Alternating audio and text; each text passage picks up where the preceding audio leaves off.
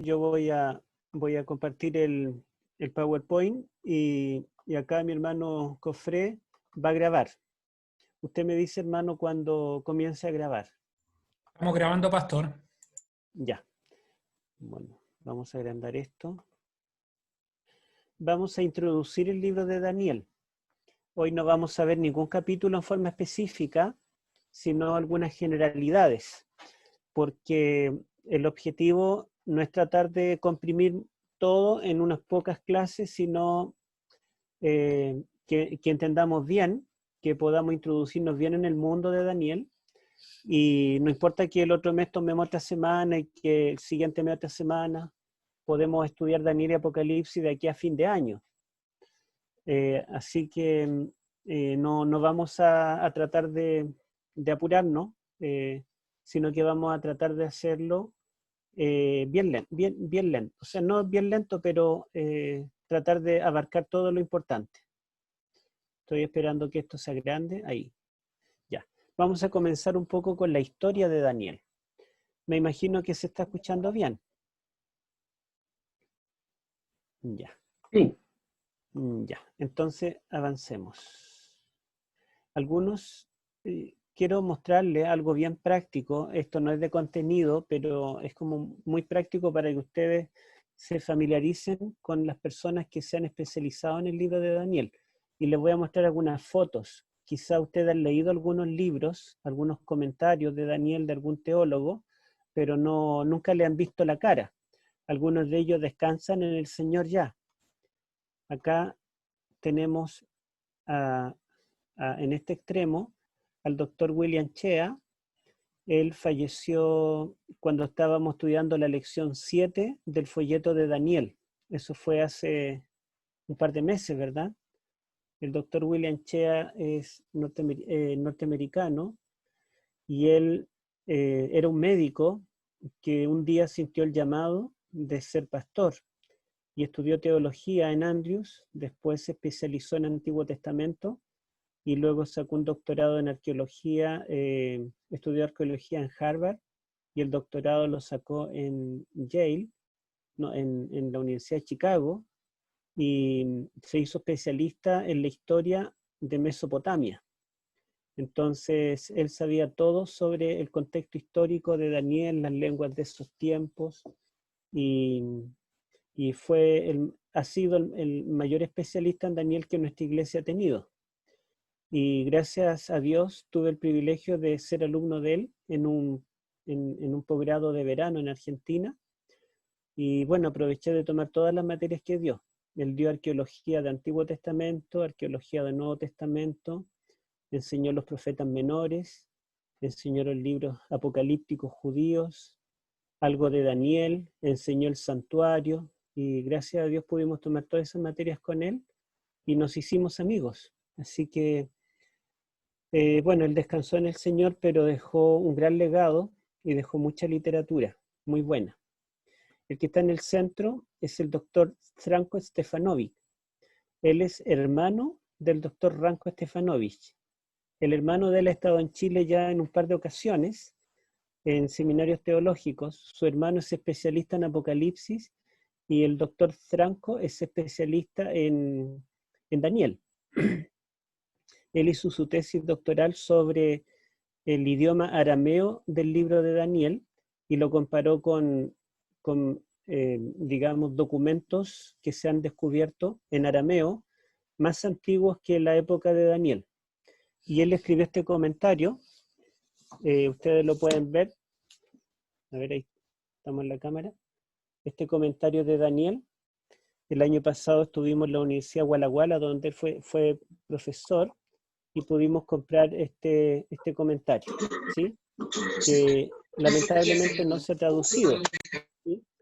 Pero es bastante bueno, yo creo que en algún momento se va a traducir. Y a este otro lado tenemos al doctor Jacques Ducamp. Él es francés, de origen judío, y él tiene 2 doctorados y ya ha escrito varios libros de Daniel. Yo creo que todos conocen Secretos de Daniel.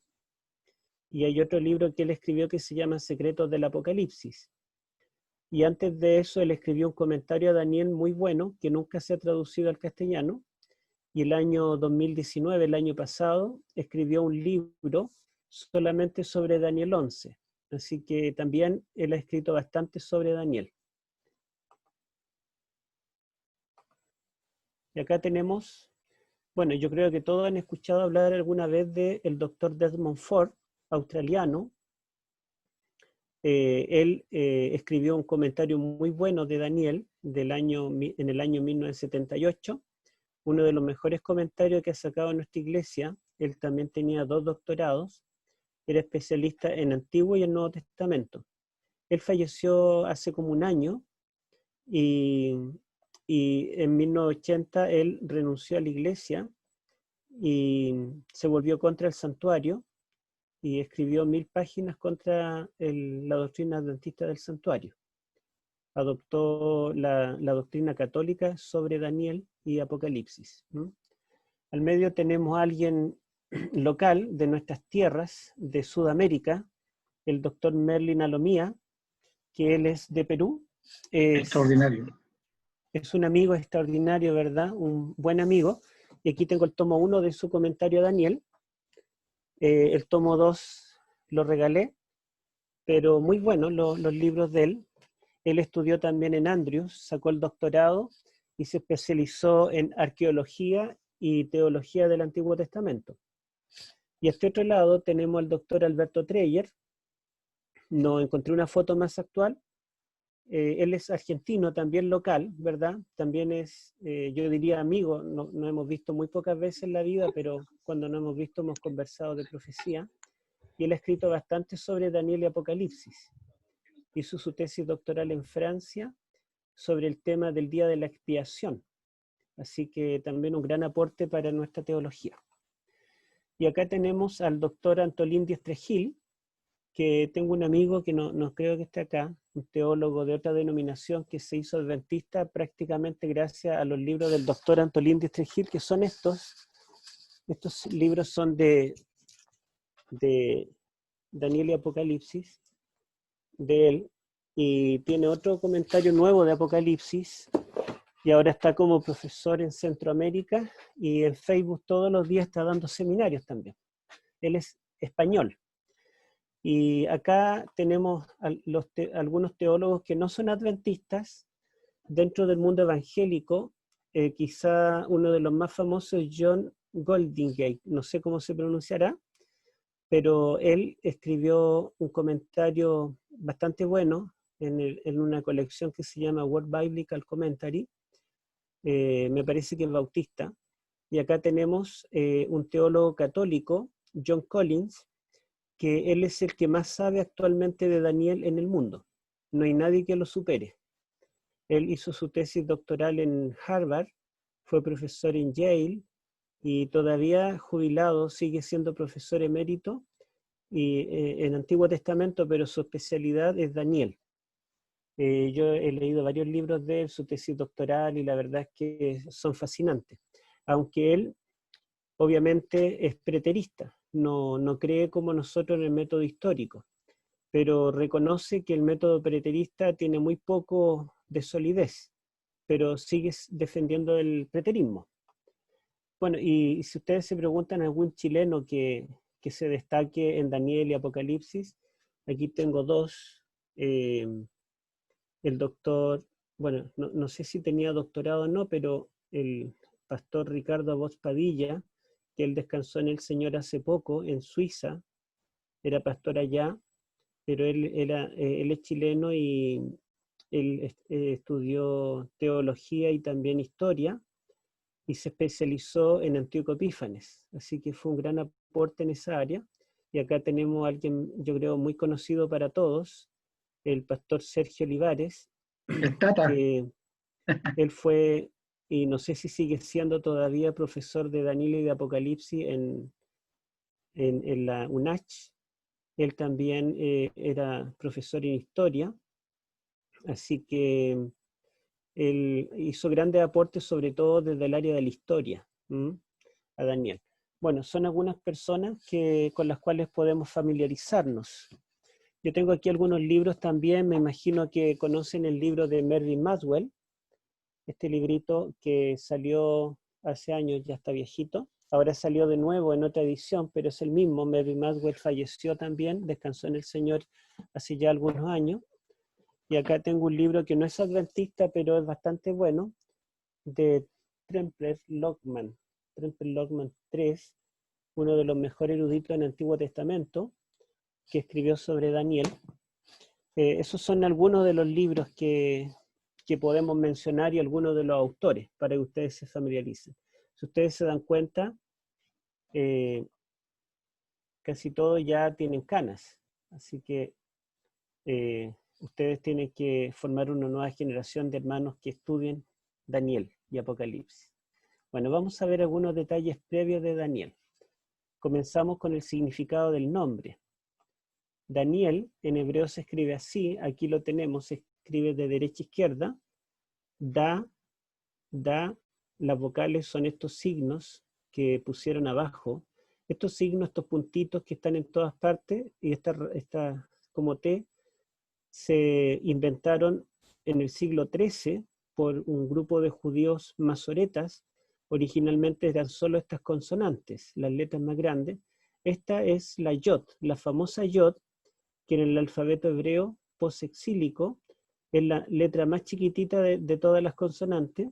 Por eso el Evangelio dice que ni una yod ni una tilde pasará de la ley hasta que todo se cumpla. Y la palabra Daniel, que está acá, está compuesta por tres palabras en realidad. Dan, que es acá, significa juez o juicio. La yod acá significa mi o mío. Y él, la última parte, es la abreviación de Elohim, que significa Dios. Entonces Daniel significa Dios es mi juez, ¿sí? O el juez de mí es Dios, literalmente. Eso es lo que significa el nombre. Y en castellano, ¿verdad? Tendríamos que dividirlo en tres partes. Dan, que significa juicio o juez. La I, que significa mí. Y él, que es la abreviación de Elohim. Eso es el significado. Ahora, el significado del nombre de Daniel no es casual, sino que curiosamente uno de los temas más resaltantes en el libro de Daniel es el tema del juicio. Porque Daniel desde el capítulo 1 en adelante nos va a hablar del juicio final, tanto el juicio investigador como el juicio ejecutivo, pero principalmente del juicio investigador, el juicio que favorece al pueblo de Dios. Fíjense que Daniel mismo y sus amigos, casi en cada capítulo, ellos son juzgados, son condenados, enfrentan un tribunal, un decreto de muerte, pero Dios los vindica, los defiende en este juicio y los salva. Entonces el tema del juicio es un tema recurrente en Daniel. En el capítulo 1, por ejemplo, él se ve enfrentado a la prueba de beber el vino de Babilonia. Apocalipsis dice que todas las naciones han bebido del vino de Babilonia, pero el remanente, Daniel y sus amigos, no estuvieron dispuestos a beber del vino del rey ni de la comida del rey. Y él pidió que lo pusieran a prueba por 10 días. Y todo este lenguaje nos recuerda el día de la expiación, que desde el día primero en que se tocaba trompeta hasta el día 10º, 10 días, el pueblo era puesto a prueba hasta que llegaba el día 10º, el día de la expiación, en el cual Dios los vindicaba, Dios los limpiaba de su pecado. Bueno, vamos a avanzar un poquito. El texto, Daniel 1, 1 al 2, tenemos lector. A ver, ¿a quién teníamos hoy como lector? Yo voy a leer hoy día. Ya, hermana Carolina. Y Sí. vamos a pedirle a otro hermano presente que más ratito nos mande un mensajito escrito, nos diga, me gustaría leer mañana. Hermana Carolina. Daniel 1, 1 y 2. En el tercer año del reinado de Joacim, rey de Judá, vino Nabucodonosor, rey de Babilonia, a Jerusalén y la sitió. El Señor entregó en sus manos a Joacim, rey de Judá, y parte de los utensilios de la casa de Dios. Lo trajo a tierra de Sinar a la casa de su Dios y colocó los utensilios en la casa del tesoro de su Dios. Ya. Entonces, así comienza Daniel, son los primeros 2 versículos, y estos versículos son importantes porque nos ubican en el tiempo y en el espacio, nos dan antecedentes históricos. La única historia prácticamente que conocemos de Daniel, los antecedentes están acá, porque no nos dice la Biblia cómo se llamaba el padre, la madre, de qué ciudad de Judá era, no nos dice tampoco qué edad tenía exactamente, en qué fecha nació ni en qué fecha murió. Básicamente lo que sabemos de él era su nombre y que vivió en este tiempo, en el tiempo de la deportación a Babilonia, que llegó allí en el año 605 a.C. Entonces comienza hablando del tercer año del reinado de Joacim, rey de Judá. El tercer año de Joacim es el año 605 a.C. En ese tiempo dice que vino Nabucodonosor, el rey de Babilonia, a Jerusalén y la sitió. Por lo tanto, tenemos que el libro de Daniel comienza con una batalla entre el rey de Babilonia y el rey del pueblo de Dios, el rey de Judá. Nos da los nombres de cada uno. Hubo un tiempo cuando los historiadores pensaron que Nabucodonosor y Babilonia tal vez era toda una mentira, porque casi no habían evidencias de su existencia, hasta que se redescubrieron las ruinas de Babilonia, y casi en cada ladrillo dice: yo, Nabucodonosor, reconstruí Babilonia. Así que ahora hay evidencias de sobra de la existencia de Nabucodonosor y de Babilonia. Y dice Daniel que este rey, el rey de Babilonia, sitió Jerusalén en el año tercero del reinado de Joacim, el año 605 a.C. Lo paradójico es que dice que el Señor entregó en sus manos a Joacim, rey de Judá. Se enfrenta el pueblo de Dios contra el enemigo Babilonia, pero Dios permite que gane el enemigo y Dios entrega en sus manos al rey del pueblo de Dios. Y no solamente entrega en sus manos al rey de Judá, recordemos que Joacim era tataranieto del rey David, y se supone que la descendencia de David era la descendencia escogida. El Mesías sería un hijo de David, y Joacim podría haber sido ese Mesías. Sin embargo, perdió ante el rey de Babilonia. Dice también que Dios entregó en sus manos parte de los utensilios de su propia casa, del templo. El rey de Babilonia no solamente tomó cautivo al rey y algunos jóvenes, sino que también profanó el templo de Dios y sacó utensilios de adentro del santuario, específicamente del lugar santo. Y dice que lo llevó a tierra de Sinar. La palabra Sinar aparece muy pocas veces en la Biblia y nos recuerda Génesis 11, cuando dice que en la llanura de Sinar los hombres edificaron una torre, lo que llamamos la Torre de Babel. Y allí en la tierra de Sinar estaba la casa de su Dios, el templo que se llamaba Esagila, el templo del dios Marduk. Allí colocó los utensilios. Entonces, así comienza este libro, y estos antecedentes nos ayudan un poco.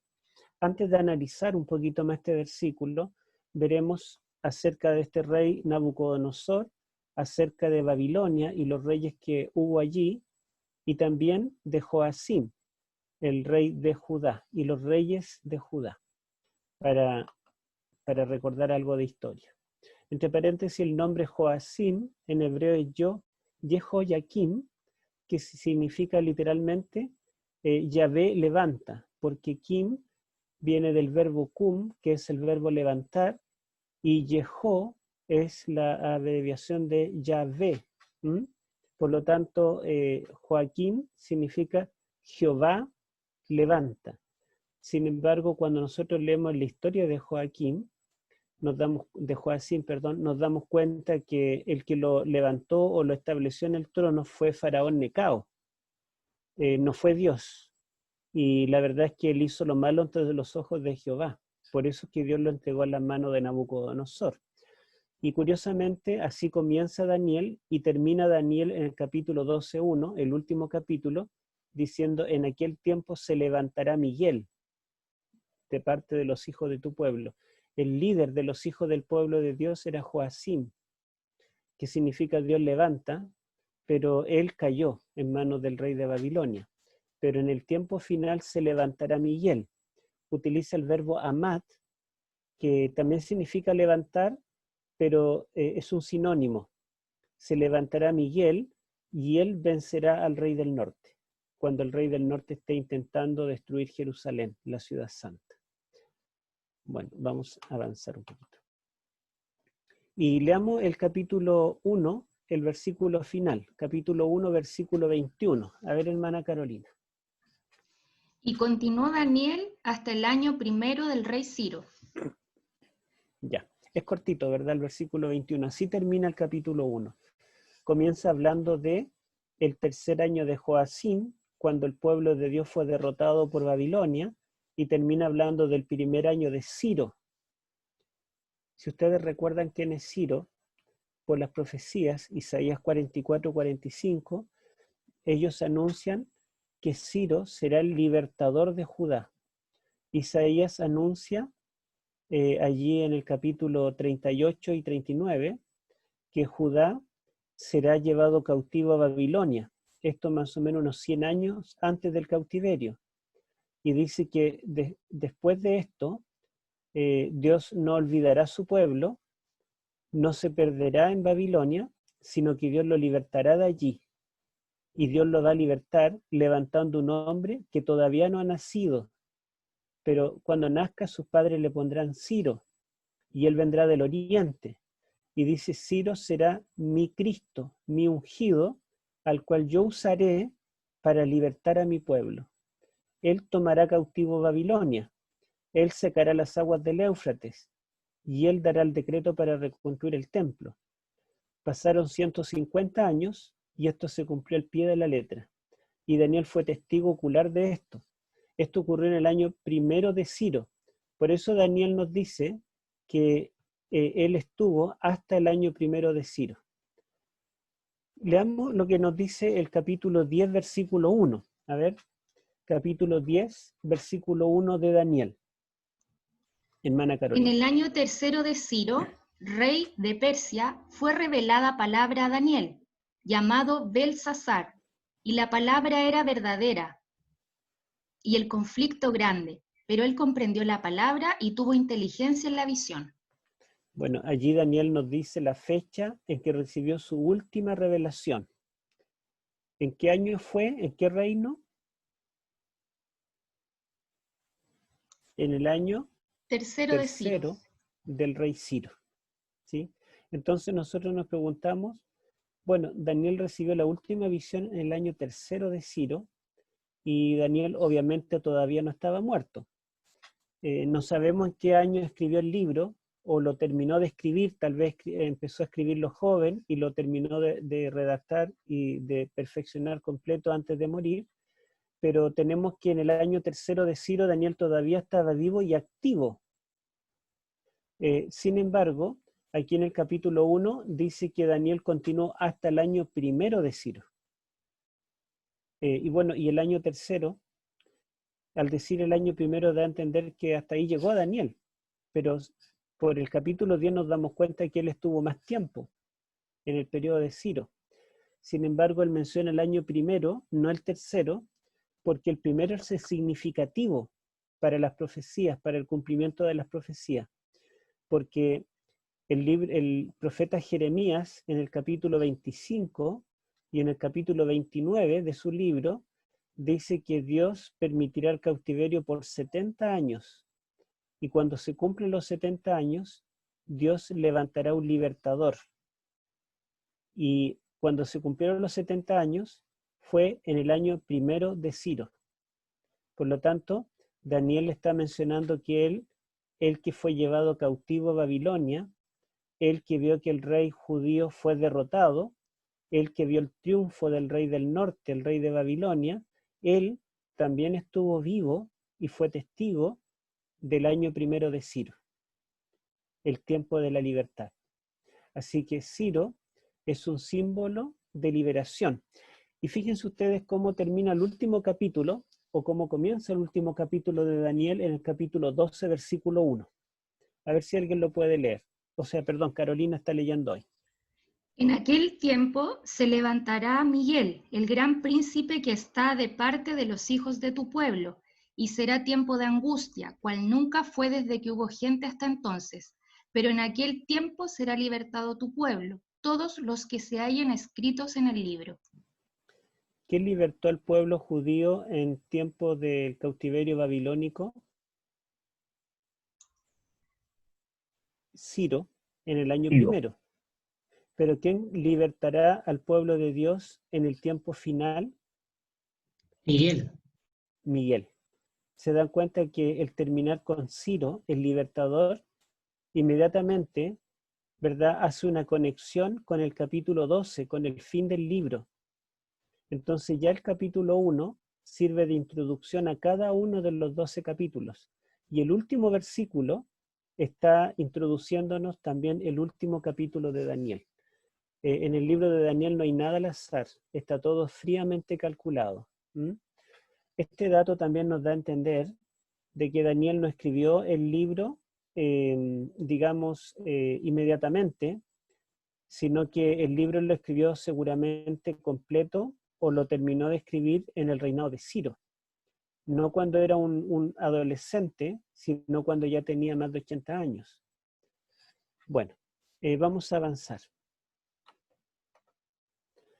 Vamos a contarles un poquito quiénes fueron los reyes de Babilonia. Babilonia fue un imperio que duró desde el 605 al 539 a.C. Y yo voy a pedirle a alguien que haga un cálculo matemático, cualquiera de los que está acá, y me diga cuántos años duró el imperio babilónico. A ver, 60 años. 66, muy bien.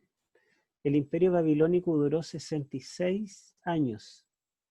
¿Les parece el número, digamos, llamativo?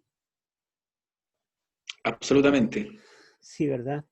En Babilonia, el 6 era el número más importante. Ellos usaban el sistema sexagesimal, donde el 6 era, digamos, el número básico de las matemáticas babilónicas. Nosotros usamos principalmente el sistema decimal, pero ellos usaban el hexagesimal, donde el 6 era predominante. Por eso la imagen del capítulo 2 tiene 60 por 6 codos. Y curiosamente, en Babilonia hubo 6 reyes en el imperio babilónico. 6 reyes que duraron 66 años. Aquí los tenemos. Yo puse también al padre de Nabucodonosor, que era Nabopolassar, pero en realidad el imperio comienza el 605.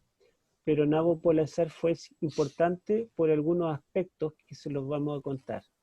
Los 6 reyes, o todos los reyes que hubieron en Babilonia, desde que comenzó como imperio el 605, fueron Nabucodonosor, que ya había habido un tiempo muy remoto otro rey de Babilonia con este nombre, así que se le llama en los libros de historia Nabucodonosor II. En la Biblia simplemente le llama Nabucodonosor porque el segundo lo añaden los historiadores modernos. En los historiadores modernos le ponen segundo, tercero, cuarto, quinto.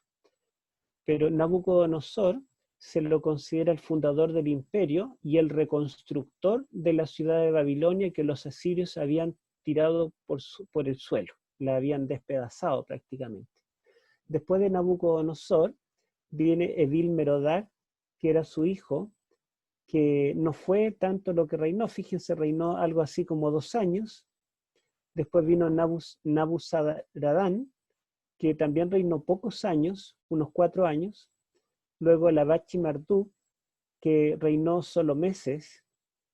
Después el Nabonido, que fue el que más reinó, desde el 556 al 539. Serían algo así como 16, 17 años, pero a los pocos años de reinar en Babilonia, él se fue para siempre a la ciudad de Tema, en la península arábiga, porque en Babilonia el dios patrono era Marduk, pero él era devoto del dios Sin, el dios Luna. Marduk era el dios solar. Entonces él se fue a esa ciudad y fundó un templo allí en la ciudad de Tema para esta divinidad. Y dejó como rey a su hijo Belsasar, que en términos técnicos los historiadores le llaman corregente, pero en el lenguaje bíblico y en el lenguaje del antiguo cercano oriente se llaman Melech, que significa rey. Entonces ambos se llamaban rey, pero para los efectos de la historia, Belsasar sería un rey corregente porque hay otro que todavía vive y que es el primer rey. Por eso es que en el capítulo 5, cuando aparece la escritura en la pared, él ofrece lo máximo que puede ofrecer. El que logra descifrar la escritura, lo haré tercer señor en el reino. ¿Y por qué tercero? Porque él era el segundo. Estaba Nabonido, vivo todavía, después Belsasar, y Daniel llegó a ser el tercer señor en el reino de Babilonia. El que llegó como un esclavo pasó a ser, ¿verdad?, prácticamente el amo de Babilonia.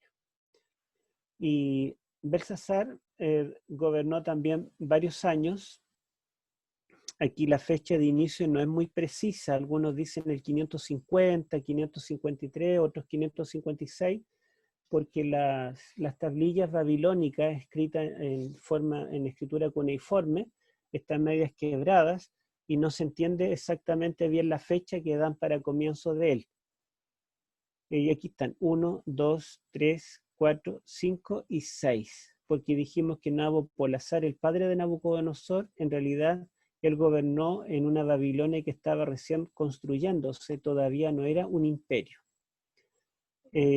¿Por qué, digamos, Nabopolassar tiene importancia? Porque cuando Nabopolassar vivía, el imperio dominante no era Babilonia, sino que el imperio dominante era Siria. Y acá, bueno, primero vamos a ver los reyes persas y después vamos a ver un poquito algunas fotos de mapas. Los reyes persas, dejamos pendiente entonces la historia de Nabopolassar del 539 al 331. Ustedes rápidamente pueden ver que duró más de 200 años, ¿verdad? Más de 200 años, 208 años aproximadamente duró este imperio. Y todos fueron descendientes de Aquemenes. Por eso se le llama el imperio aqueménida también, ¿sí? Porque Aquemenes, rey persa, fundó la dinastía y después todos los que vinieron, aquí está Ciro I y Ciro II, Ciro I y Cambises I, Cambises se casó con una princesa del imperio Medo, hija de Astiages, un rey Medo. Entonces de este rey Medo y de este otro rey persa nació un hijo que fue Ciro, de padre persa, de madre Medo, y él tuvo, de verdad, dos hijos que fueron rey, una hija que se casó con un rey también que viene, también es aqueménida, pero por otra línea, y todos los reyes que vienen después, Jerjes, el esposo de Esther, hasta Jerjes que dio los decretos para la reconstrucción de Jerusalén, y los reyes que vinieron posteriores, todos fueron descendientes de Aquemenes. Por eso se le llama el imperio aqueménido también. Pero yo quiero mostrar acá la lista de los reyes con las fechas. Ciro II el Grande, es Ciro II en realidad, porque si vemos acá hubo un Ciro I que fue el abuelo, y él sería Ciro II. El hijo de Ciro, que se llamó Cambises, sería Cambises II porque el padre de Ciro también se llamó Cambises. Después de la muerte de Cambises, un hijo de él, llamado Esmerdis, o Bardilla, se piensa que gobernó unos meses, pero fue asesinado por Gaumata, un impostor, y se hizo pasar por Esmerdis. Pero este periodo es bien confuso. Algunos historiadores antiguos lo incluyen como rey, otros no lo incluyen, y duró algo así como un mes, duró muy poquito. Y mientras gobernaba el impostor, Darío I, que era familiar por la otra línea, era esposo de la hija de Ciro. Aquí lo tenemos, Darío I, ¿verdad? Era también aqueménida de linaje, pero por otra línea, y estaba casado con Atosa, la hija de Ciro, y él recuperó el reino, ¿verdad?, de este impostor que no era de la familia aqueménida, sino que era medo, y finalmente restauró el reino. Después su hijo, que se llamó Jerjes I, y se enamoró de una joven judía, ella le dio la fe de Jesús, ¿verdad? Y fue trascendental en el tiempo cuando hubo un decreto de muerte contra el pueblo de Dios, en tiempo de Amán, pero Mardoqueo y Esther intercedieron para que el rey Jerjes diera un decreto para salvar al pueblo. Después de Jerjes I vino un hijo de él, que fue Artajerjes I Longímanos, y Artajerjes I fue el que dio los 2 decretos. Después de él vinieron solamente reyes que fueron débiles, duraron muy poco y fueron vencidos repetidamente por los griegos, hasta que Alejandro Magno les quitó el reino ya en el tiempo de Darío III. Este fue un títere, el último Artajerjes V.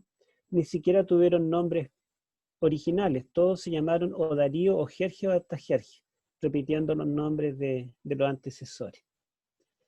Bueno, los reyes de Judá y de Israel, para que ubiquemos dónde tenemos a Joacim, sabemos que Israel primero mantuvo un reino unido en el cual, ¿verdad?, las 12 tribus fueron gobernadas por Saúl desde la ciudad de Jeba, más o menos unos 20 años, ¿verdad? Después que él murió, David ocupó el trono en Hebrón. Hebrón está al sur, en la tribu de Judá, es una ciudad importante al sur de Palestina, pero al norte, en la ciudad de Jeba, que era la capital de Saúl, quedó su hijo Isbaal hasta el año 1003 a.C., durante 7 años, hasta que finalmente las 12 tribus aceptaron el reinado de David, y David conquistó Jerusalén de los jebuseos el año 103 a.C., y el resto del reinado de David fue desde Jerusalén para las 12 tribus. Volvió a unir todo el reino. A la muerte del reinó Salomón, ¿verdad?, hasta el año 928, y Salomón fue importante porque fue el que construyó el primer templo sólido, definitivo, estable en Jerusalén, en la ciudad de Jerusalén que David conquistó de los jebuseos. Y aquí tenemos, ¿verdad?, que este reino, que era uno solo, finalmente se dividió en 2. Israel del norte, que tuvo 3 capitales, la última fue Samaria, y Israel del sur, que tuvo primero como capital Hebrón. Israel del sur en realidad se llama Judá, la capital fue Hebrón, pero una vez que David conquistó Jerusalén de los jebuseos, Jerusalén pasó a ser la capital, está más cerca también del centro para gobernar a todo el país, ¿sí? Pero estos reinos a la muerte de Salomón se dividieron. Al norte gobernó Jeroboam y al sur gobernó Roboam, Abías, Asa y todos los descendientes, ¿verdad? Tenemos allí la lista de todos los reyes. En el lado de Israel hubieron 19, y ustedes ven aquí la M, todos hicieron lo malo ante los ojos de Jehová, los 19. En el lado de Judá hubieron 20 reyes, pero solamente 12 hicieron lo malo, y 8 hicieron lo bueno ante los ojos de Jehová. Y todos fueron descendientes directos de David, todos. En cambio acá, en Israel, tenemos que hubieron 9 dinastías distintas, porque se mataban entre ellos y se exterminaban a todos los descendientes. Esto más o menos es lo que pasó en Israel del norte, que desde el principio fue un caos y todos desde el primero se apartaron de Dios. Jeroboam formó una dinastía, gobernó desde Siquem, y después de él gobernó su hijo Nadab, pero vino Baasa y mató a todas las descendencias de Jeroboam y formó una segunda dinastía y gobernó desde Tirsa, y su hijo Ela gobernó en lugar de él, pero después fue asesinado toda la descendencia por Simri, que formó otra dinastía, en Tirsa también. Luego viene una cuarta dinastía que la funda Omri, y se pelea con Tibni, que era hijo de Simri, hasta que lo mató, y gobierna desde otro lugar, desde Samaria, que se transforma en la capital definitiva de Israel del Norte hasta que cae, y tiene varios descendientes, entre ellos Acab, que se casó con Jezabel, que era cananea, y él, verdad, es el que se opone al profeta Elías. Después de ellos son exterminados completamente y viene una quinta dinastía, la casa de Jehú, que tiene también varios descendientes en el trono hasta que Salum acaba con todos, forma una sexta dinastía, después Manahem acaba con él, y luego Peca acaba con Pecaías, y Oseas acaba con Peca, pero Oseas es el último rey, y en el 722 a.C. vino el imperio asirio y exterminó a las 10 tribus del norte. Entonces, este mapa, toda esta zona, lo que está de azul, desapareció. ¿Qué hacían los asirios? Llevaban todos los que no mataban, ellos mataban a diestra y siniestra sin misericordia. Los que quedaban vivos los llevaban al extremo del mundo, a distintos lugares, los separaban por familias, se perdía toda la cohesión, y traían gente de otros países acá, de distintos países, gente que no tenía ningún vínculo. Por lo tanto, esta gente era extranjera, aunque viviera en Israel. Y esta gente fue llamada samaritanos, por habitar en el país con la capital Samaria. Y los samaritanos, desde la perspectiva de los judíos, nunca serían aceptados como pueblo de Dios, porque eran extranjeros viviendo en territorio de Israel. ¿Sí? Bueno. Entonces tenemos aquí algo de la situación política. Vamos a ver algunos mapas para conocer un poco. Más o menos del siglo X al siglo VII a.C., el imperio dominante fue Asiria. Ustedes pueden ver que Asiria ocupa todo esto. Asiria ocupó todo lo que se llama la Mesopotamia.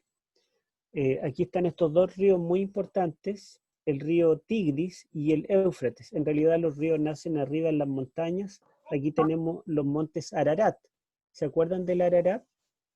El Ararat tiene tres picos. En uno de ellos quedó el arca de Noé, hasta antes que le hicieran leña, ¿verdad? O madera para construir sus casas. Y de allí comienzan a descender las aguas del Éufrates y del Tigris. Estos ríos se unen para desembocar en el Golfo Pérsico, que hoy en día es un territorio de conflicto, ¿verdad? Los países que están alrededor. Por otro lado tenemos el Imperio Egipcio, donde está el gran río Nilo, que desemboca en el mar Mediterráneo, en lo que se llama el delta, donde se ramifica el río. Y los ríos, río en griego se dice pótamos. Entonces, donde hay agua pótamos, agua potable, agua dulce, se puede vivir. Y estos lugares fueron fértiles, había abundante agua dulce, también había abundante cosecha, era muy verde, porque los ríos permitían que se pudiera cosechar, sembrar, criar animales. Así que estas regiones fueron desde el principio las primeras regiones habitadas. Desde Génesis, ¿verdad? Nimrod dice que edificó Nínive, edificó Babilonia más abajo, edificó varias de las ciudades antiguas, la edificó Nimrod en Génesis 10. Entonces todo lo que era el borde de estos ríos, la Mesopotamia, entre ríos, fue del imperio asirio, y también toda Palestina, ¿se dan cuenta? Siria al norte, Israel, Judá, y también conquistó el imperio egipcio. Todos estos imperios fueron parte del imperio asirio. Y el imperio asirio no se preocupó por difundir su religión, tampoco tenía mucha cultura, sino que el fuerte de ellos era la guerra. Ellos gustaban matar gente, lo hacían por diversión. Bueno, después vino el imperio babilónico, que no fue tan grande como el imperio asirio, pero el imperio babilónico logró terminar con el imperio asirio, que era tan poderoso. Y les voy a mostrar otro mapa. porque la verdad es que Asiria destruyó varias veces Babilonia y todos los que se querían levantar. Pero ustedes ven que ahí dice Media. El imperio medo era muy grande y en algún momento, a ver, no, saqué el mapa. Bueno, en algún momento el imperio medo y el imperio babilónico, y Babilonia, se unieron y lucharon contra Siria. Y finalmente Siria perdió.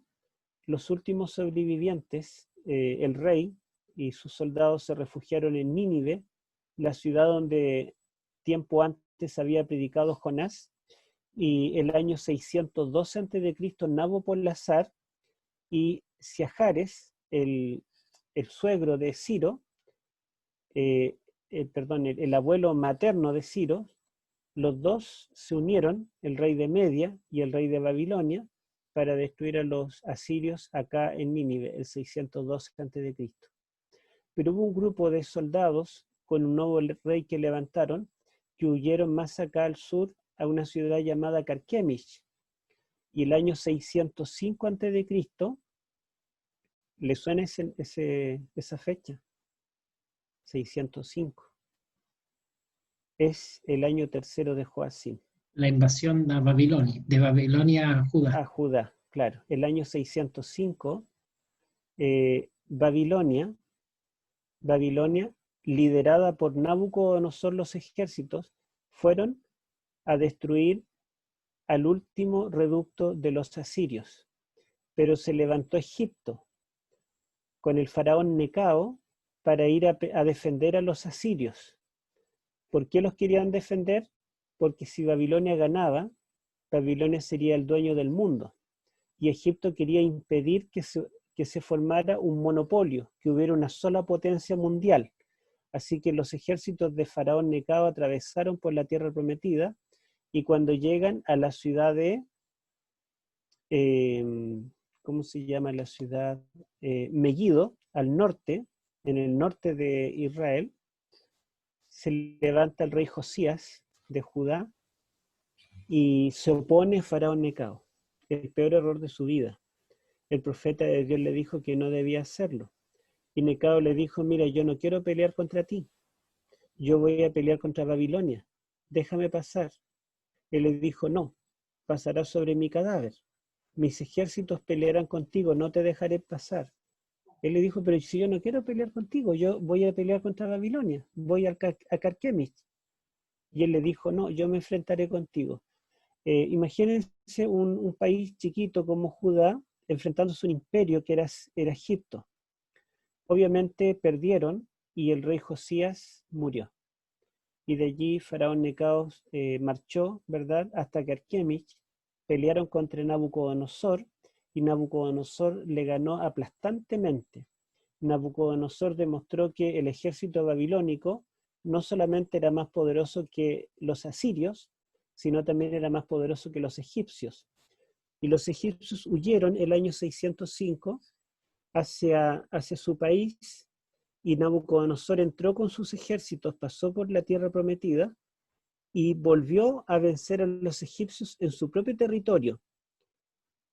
Luego de esto, saquearon Egipto, volvieron a Judá y como Josías había muerto, faraón Necao había puesto a uno de los hijos de Josías que estaba a favor de la política de Egipto.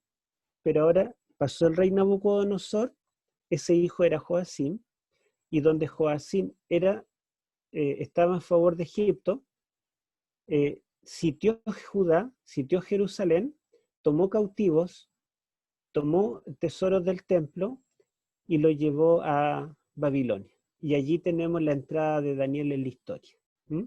Ahora, cuando ocurrió esto, fíjense que pasa algo interesante. El rey de Babilonia puso las tiendas de su palacio, sus tiendas reales y de todo su ejército alrededor de Jerusalén.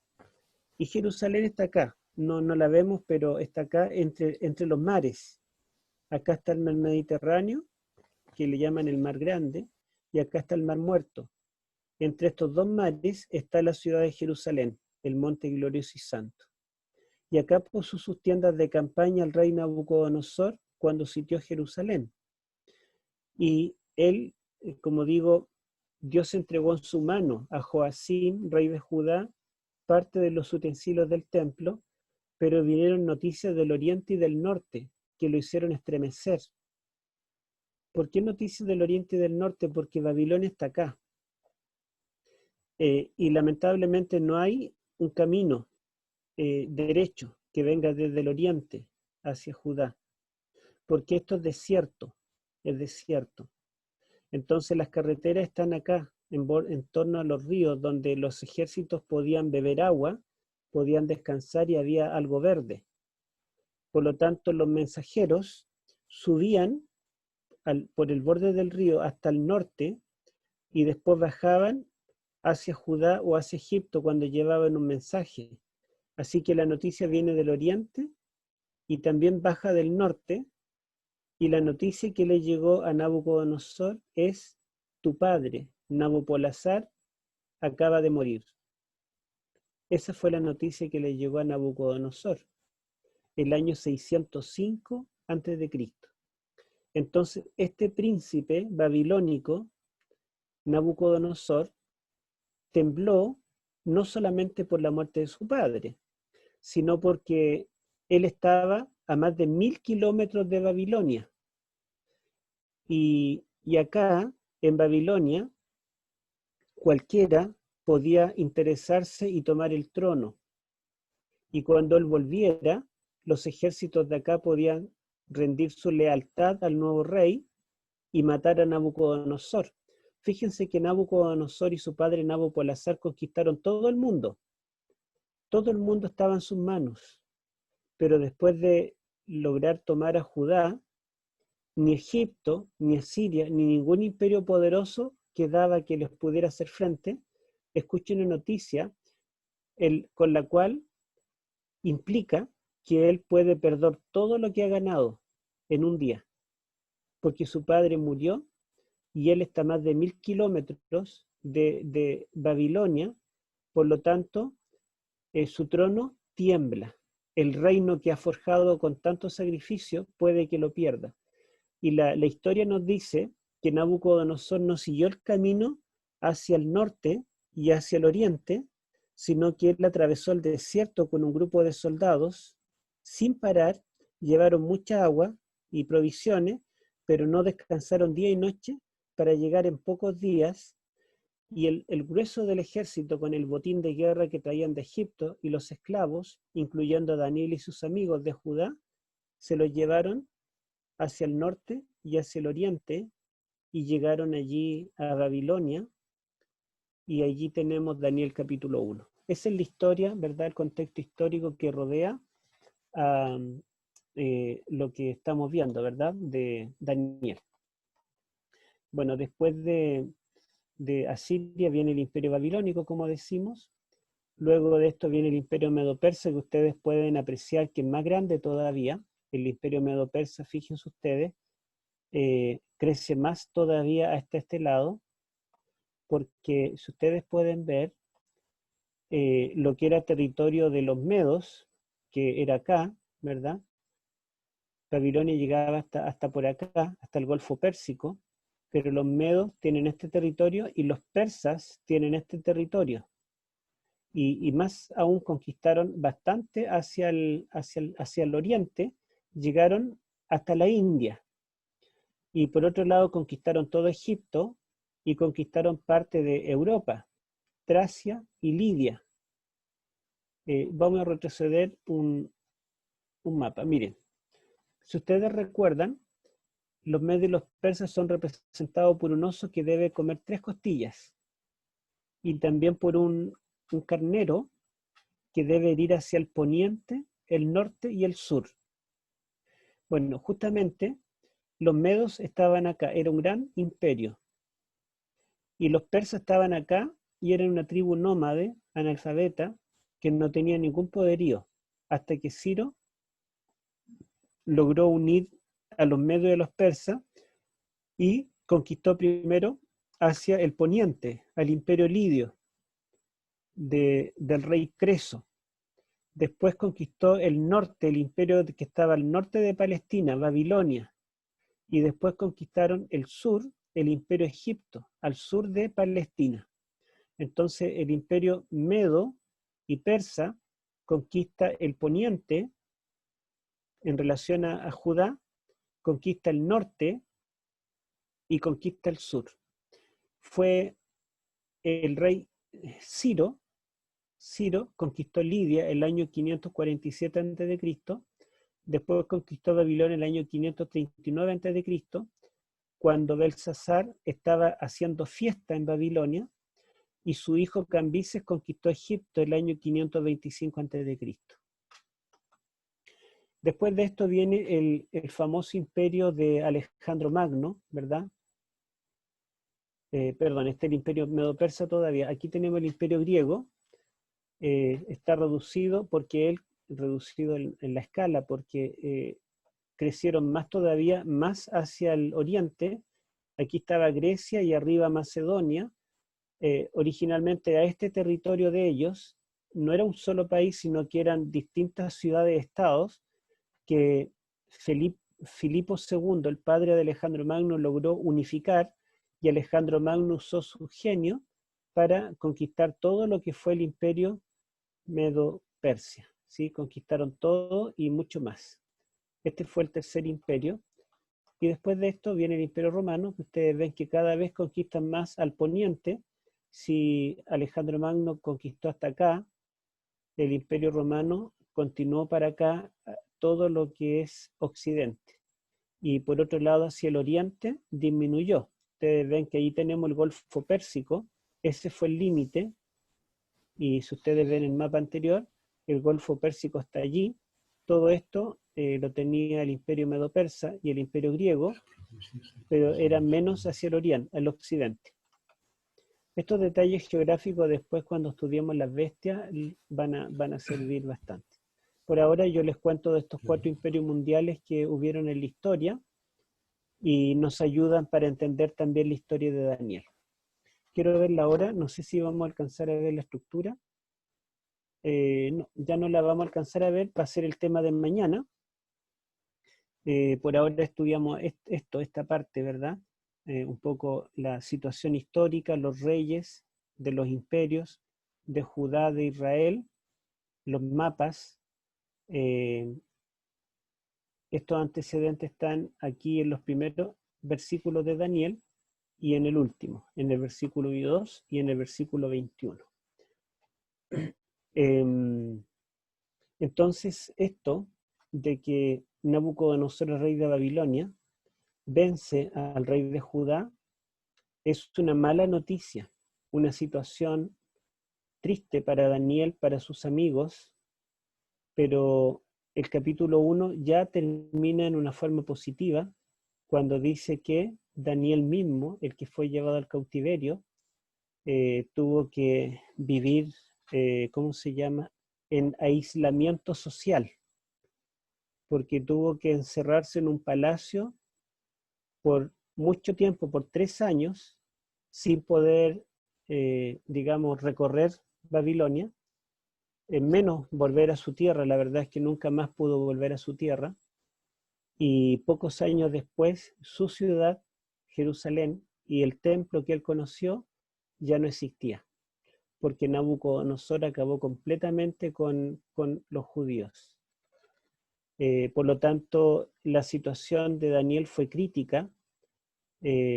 Daniel 1, versículo 1 y 2, nos muestra que la historia cambió completamente para Daniel y para el pueblo de Dios en ese año, el año 605 a.C., el tercer año de Joacim. Así que él fue llevado a cautiverio, pero nos dice al final que él estuvo vivo para ver la liberación. Daniel pertenece a la generación del remanente que estaría vivo cuando viniera el Salvador, el Libertador. Y nosotros somos el remanente final que esperamos estar vivos cuando venga no Ciro, sino Miguel, que venga a libertarnos. Ahora es interesante que en medio del cautiverio, no hemos leído el capítulo 1 todavía, pero dice que Dios preparó a Daniel y sus amigos para una tremenda obra de testimonio que ellos dieron en Babilonia. al punto que el mismo rey Nabucodonosor terminó convirtiéndose al Dios del cielo.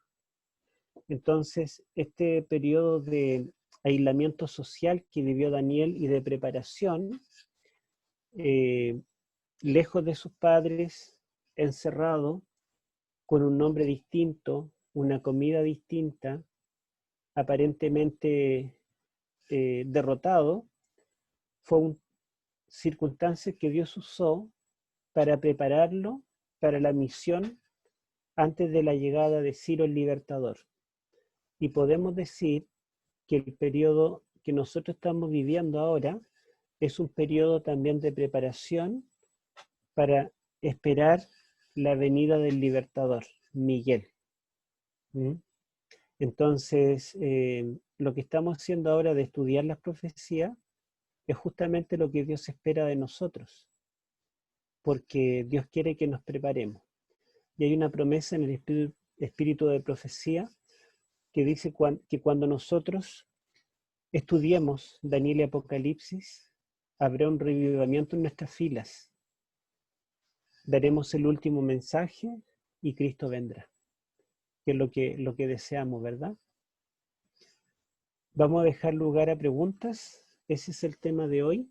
Bueno, y la última diapositiva que yo tenía acá justamente tiene relación con la esperanza que tenemos. Después de tanto mapa, hay una diapositiva que nos va a gustar. Pero bueno, este es el tema de mañana.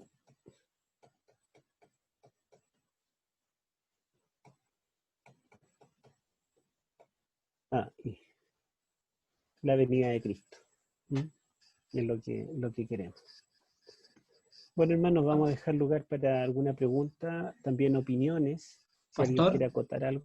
¿Sí? Pastor, una opinión y después una consulta. Una opinión cuando usted recién termina de decir que Daniel tuvo una preparación. Me gusta pensar de que toda reforma espiritual que llevemos a cabo, todo momento espiritual tiene que servirnos para un cambio de vida, ¿no? Pienso que Daniel, cuando realmente se preparó, o una de sus principales preparaciones, fue en tiempo de la reforma del rey Josías. Él nació en el reinado del rey Josías. Y Josías hizo una maravillosa reforma en su tiempo. Cuando uno ve la vida posterior de Daniel, lo que hizo Josías no quedó en el olvido, ¿no? Claro, él murió, pero él y sus amigos nacieron en ese reinado. Ellos y sus padres seguramente estuvieron ahí cuando leyeron la ley nuevamente, vieron ciertos o participaron de la Pascua que celebró, y eso los marcó para ellos, por lo menos. Quizá a muchos judíos no, porque después con el rey que vino posteriormente volvieron a lo mismo, pero ellos, su familia, seguramente marcó algo especial. Yo creo que esta semana a nosotros también nos debe marcar y hacer una reforma maravillosa en nuestras vidas. Y ahora viene mi pregunta así. Cuando usted mostraba los mapas de los reinos, me llama la atención de que aunque los reinos posteriores a Babilonia, Medo-Persia, Grecia, Roma principalmente, fueron en términos de territorio más grandes que Babilonia, ¿no? Alcanzaron mayores territorios, ganaron más batallas. Mi pregunta es, ¿por qué sí a Nabucodonosor la cabeza de oro cuando después vinieron reinos aparentemente más grandes?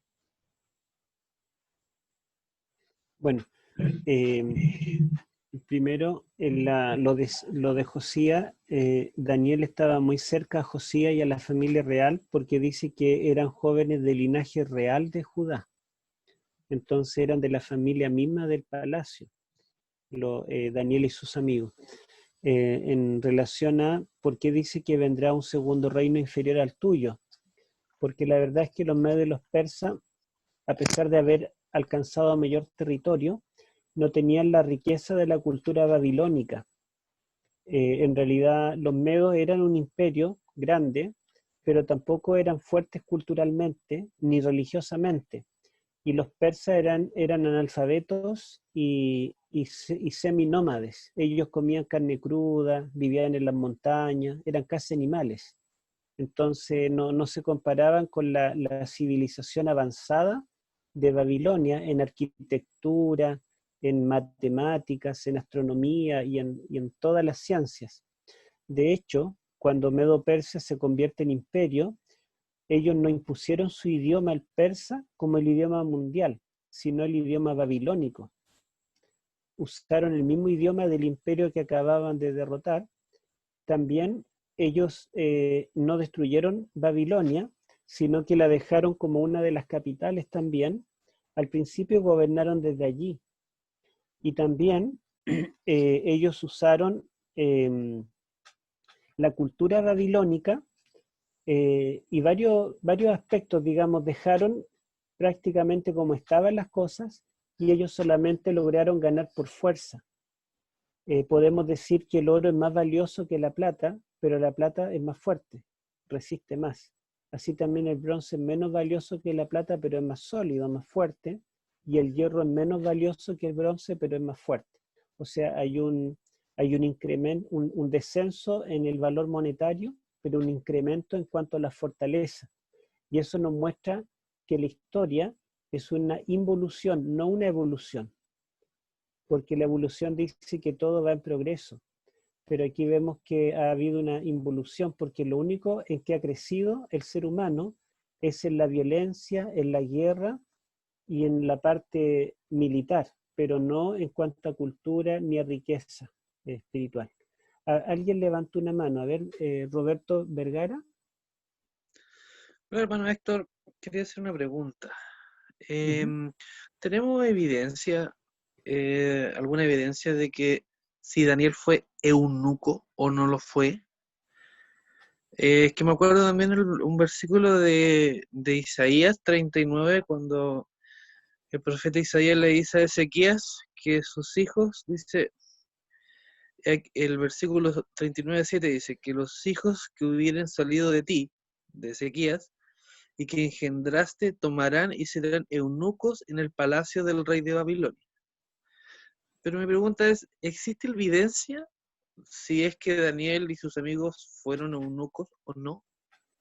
Bueno, la verdad es que hay evidencia en favor y en contra.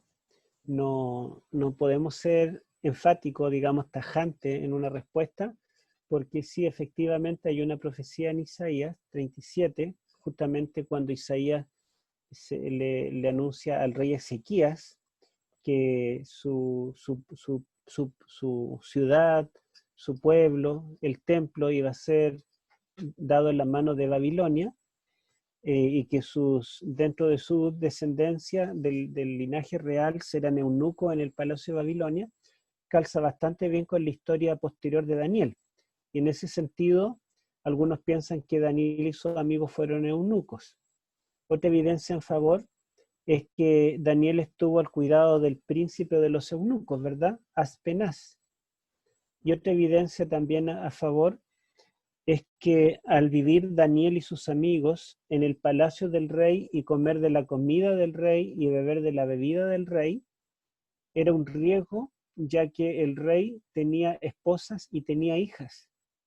Entonces, y se supone que estos jóvenes eran guapos, eran jóvenes, eran brillantes, y fácilmente las hijas o la reina podía enamorarse de ellos, y el rey pasaba mucho tiempo fuera en guerras. Por lo tanto, es como un punto a favor de pensar que los hacían eunucos por el hecho de estar en el palacio. Por otro lado, algunos piensan que, ya que a los condenados a muerte, ¿se acuerdan cuando en el capítulo 6 los sabios engañan a Darío para que lance los leones a Daniel y lo condenan a muerte? Dice que Daniel fue lanzado solo, pero después cuando Darío manda a los leones, a los sabios, los manda con las esposas y los hijos. O sea, la condenación no es solamente para los que hicieron el mal, sino para la familia. De esa forma se evitaba la venganza de los parientes, de los descendientes. Pero Daniel fue lanzado solo, y también los 3 jóvenes hebreos fueron lanzados solos al horno de fuego, al punto de que el rey los contó y contó 4, porque apareció Cristo allí, ¿verdad? Entonces eso hace pensar a algunos que Daniel y los 3 jóvenes fueron hechos eunucos. Pero también por otro lado, hay evidencia de que la palabra eunuco originalmente significó, digamos, un joven castrado, que no podía casarse ni reproducirse, pero la palabra se utiliza en otros textos, por ejemplo, en la historia de José, cuando dice que él fue comprado por Potifar, el general del ejército de Faraón, y Potifar era casado, y recordemos que la esposa, cuando Potifar salía a la batalla, se fijaba en José, pero la palabra que aparece allí como capitán del ejército es la palabra eunuco, que es la misma palabra que aparece allí en Daniel capítulo 1, para hablar del jefe de los eunucos Aspenaz. Entonces algunos piensan que esa palabra significó originalmente un joven castrado, pero después, con el tiempo, pasó a ser un título de cercanía al rey. Por lo tanto, no podemos ser enfáticos. Hay evidencias que parecieran que sí, pero no podemos asegurarlo 100%. ¿Mm? Habían otras manos. Gracias. Pastor, ¿Sí? tengo una pregunta. Más o menos, ¿hasta cuál de los reyes persas es que se mantuvo la religión zoroastriana? Ya. Bueno, la verdad es que no se mantuvo nada prácticamente, porque Ciro, aunque los persas eran zoroastrianos, el zoroastrianismo es una religión que, bueno, es una religión muerta, ya prácticamente no quedan seguidores de Zoroastro. El zoroastrianismo adoraba dos dioses, un dios de la luz y un dios de las tinieblas. Y el gran profeta era Zoroastro mismo, que vivió poco antes de Ciro y era muy fuerte en Persia, pero cuando Ciro conquistó Babilonia, no solamente adoptó el idioma de Babilonia y la cultura de Babilonia, sino que adoptó la religión babilónica. Ciro rápidamente se hizo devoto del dios Marduk. Y después cuando su hijo subió al poder, Cambises, una vez que muere Ciro, Cambises se hizo devoto de los dioses egipcios y él se proclamó faraón de Egipto. Recordemos que él conquistó el imperio egipcio, entonces era devoto del dios Ra. Así que los primeros dos reyes de Persia ya automáticamente absorbieron la religión de las naciones conquistadas y dejaron el zoroastrianismo. Pastor, tengo otra pregunta. Sí, buenas noches a todos. Buenas noches. Con respecto al lenguaje que sale, ¿cierto?, en forma escatológica en Daniel 11, 40-45, que en su libro usted lo menciona, que fue lo que pasó en su vuelta precisamente de Egipto, me parece de Cambises, ¿cierto? Cuando iba de vuelta, sí. y que lo que ahí sale en forma escatológica pasó en forma literal en su tiempo. Pero ahora, al contar usted la historia de Nabucodonosor, que fue muy parecido en el mismo lugar y que le llegaron noticias del norte y del oriente, ¿también tendría una doble aplicación en el caso de Nabucodonosor con la muerte de su padre? Bueno, miren, acá hay un detalle interesante y que no podemos hablar de doble aplicación, porque la profecía de Daniel 11 está hablando de un evento futuro que se cumplirá solamente una vez cercano a la segunda venida. Lo que había pasado con Nabucodonosor el año 605, lo que pasó con Cambises el año 525, fue, lo de Cambises fue después, claro, pero lo que había pasado con Nabucodonosor fue anterior.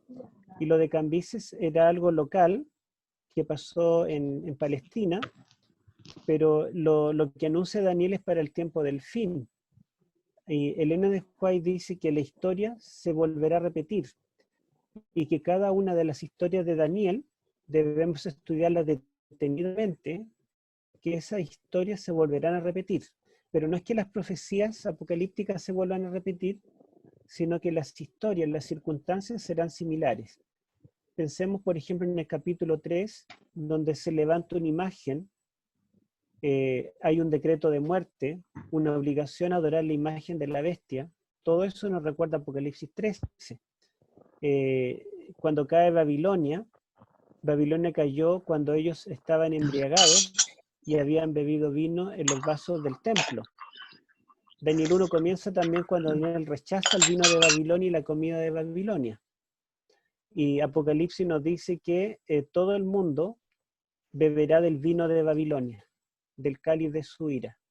Entonces, hay elementos que se repiten. Ciro, en Daniel 5, cuando cae Babilonia y la mano escribe en la pared, Ciro tomó Babilonia secando las aguas del Éufrates. Y Apocalipsis dice que la sexta plaga vendrá un rey del oriente que secará las aguas del Éufrates, o más bien las aguas del Éufrates serán secadas para preparar el camino al rey que viene del oriente. Entonces, la historia, toda la historia en relación a lo que pasó en Babilonia en tiempos de Daniel, se volverá a repetir en Apocalipsis, pero ahora en forma simbólica. Por eso es que esa historia debemos tomarla en cuenta. No podemos saltarnos al capítulo 7 y comenzar a ver las profecías directamente, porque todo esto, ¿verdad?, tiene importancia posterior, cuando veamos los eventos del fin, lo que a nosotros nos va a tocar vivir. Pastor, Rodrigo Díaz tiene una pregunta. ¿Aló, Héctor? ¿Me escuchan? Sí, escucho. Héctor, mi pregunta tiene que ver con lo siguiente. ¿Por qué Dios utiliza la figura de Babilonia en Apocalipsis como la enemiga del pueblo de Dios al final del tiempo? ¿Qué características especiales podrías destacar de la Babilonia histórica que hacen que luego el profeta Juan las indique en el Apocalipsis? Bueno, Babilonia fue un imperio cruel, sangriento, perseguidor. Babilonia logró vencer a los demás reinos porque usó de crueldad, usó de fuerza.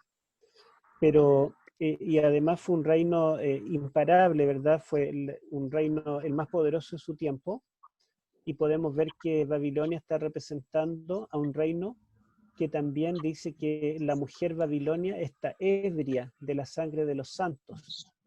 O sea, digamos, también es sanguinaria, inquisidora, perseguidora, pero podemos decir que también los persas, los egipcios y todos los reinos antiguos fueron también guerreros, derramaron sangre, y los asirios fueron peores que los babilonios.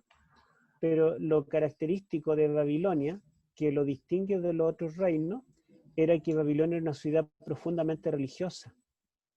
De hecho, Babilonia fue fundada en torno al río Éufrates, porque Babilonia pretendía reproducir el Edén, porque el Edén estaba en torno a un río, y uno de los brazos se llamaba Éufrates. Entonces, Babilonia también significa en el idioma súmero, Babilonia, Babilú, significa la puerta de los dioses. O sea, Babilonia es una ciudad religiosa. Había más de 1000 templos en Babilonia. Todo giraba en torno a la religión. Cada ciudad tenía un dios patrono o una diosa patrona. Ellos le daban mucha importancia a lo espiritual. Para ellos un sueño tenía un significado. Y todos esos elementos están hablando de un poder que sería político y religioso del tiempo del fin, tan religioso como Babilonia, pero tan cruel también como Babilonia. En el fondo tendrá las características de este imperio, y también será muy rico en cultura. Todos estos elementos los tiene la Babilonia del tiempo del fin. Y también Babilonia después de Dios, y la Babilonia moderna también intentará destruir al pueblo de Dios. Con poquito calor. Apaguen el micrófono, por favor. Ya. Bueno, eso podemos decir por ahora, Rodrigo. A continuación voy a leer el chat. Voy a leer el chat de algunas preguntas. ¿Se me escucha? Sí.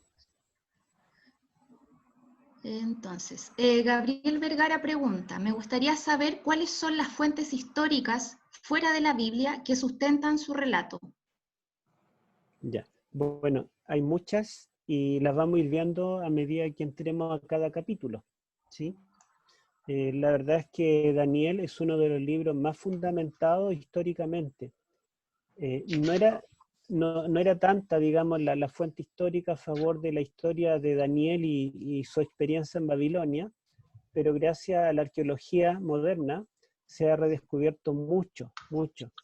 Y uno de los arqueólogos más importantes del mundo moderno fue un chileno. ¿Sabían ustedes? Olbrich, un arqueólogo chileno, fue el que logró, digamos, avanzar mucho en la arqueología de las tierras bíblicas. Él era hijo de misioneros ingleses en Chile.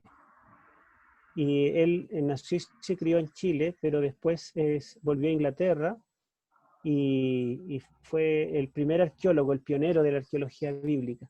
Bueno, pero la verdad es que muchas fuentes históricas, así de los clásicos, de los griegos, uno de los más importantes, Heródoto, que vivió en el siglo V, cuando Babilonia todavía estaba en pie, en tiempo del Imperio Medo-Persa, y él viajó a Babilonia y tomó fotos. Bueno, en realidad la describió. Hizo dibujos, describió cómo era Babilonia, nos dice cuánto medían los muros, cómo eran los jardines colgantes. Y los griegos viajaban mucho a Babilonia porque ir a Babilonia era como ir a Nueva York.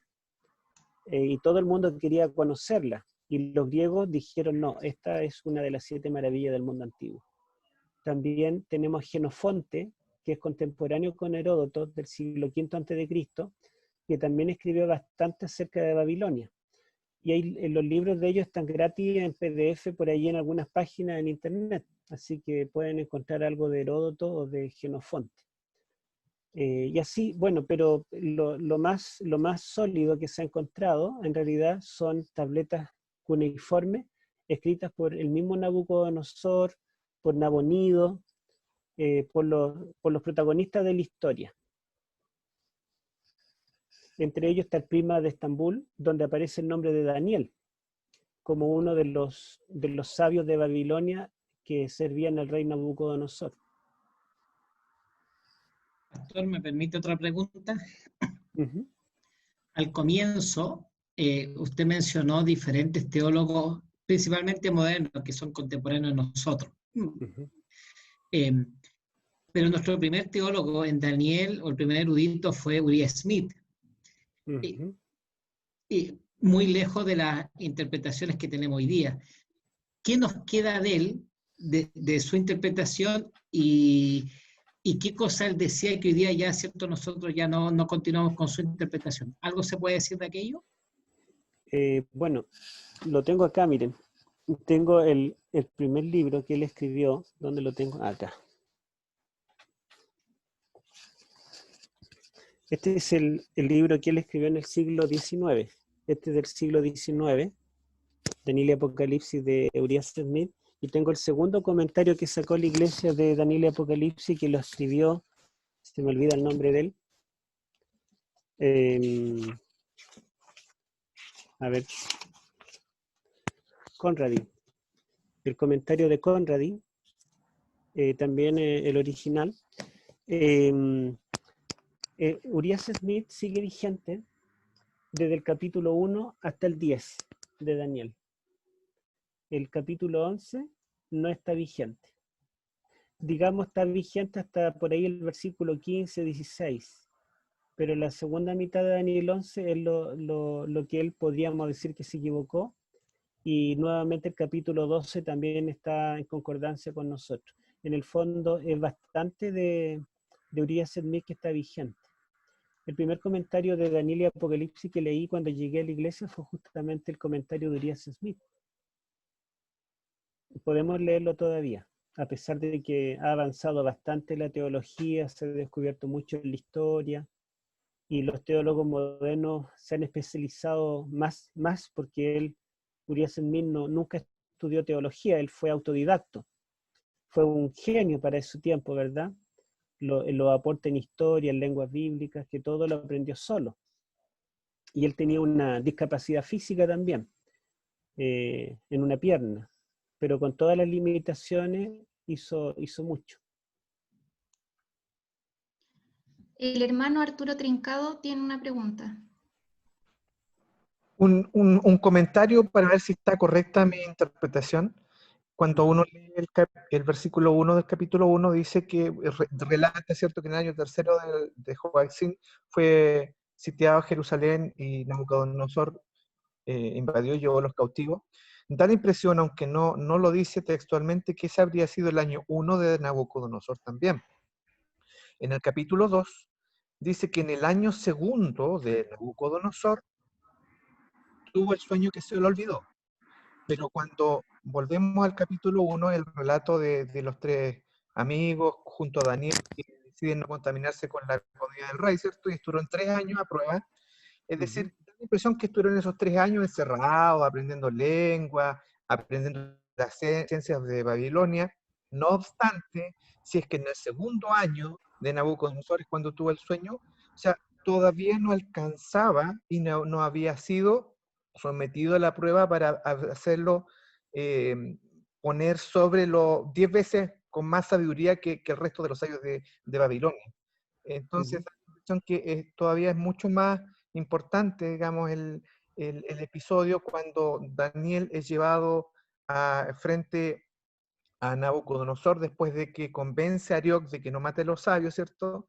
Porque todavía no era nadie, o sea, no había sido todavía examinado para dar muestra de su capacidad para interpretar sueños. Entonces, no sé si estoy correcto con las cronologías. Bueno, lo más probable es que Daniel ya se había graduado, ¿ah?